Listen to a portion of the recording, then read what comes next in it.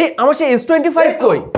এই দেখছে আইটেলের S25 আবার আলট্রা 2 বছরের অ্যান্ড্রয়েড আপডেট 120 হার্টজ এর কার্ভ অ্যামোলেড ডিসপ্লে সাথে আবার গোরিলা গ্লাস 7i প্রোটেকশন। আর দেরি করা যাবে না ভাই, প্রথমেই পাচ্ছি কাগজপত্র আর একটা কার্ভ স্ক্রিন প্রোটেক্টরও দিছে। S25 আলট্রা, আরে কেমন গোরিলা গ্লাস 7i, চলেন একটু টেস্ট করে দেখি।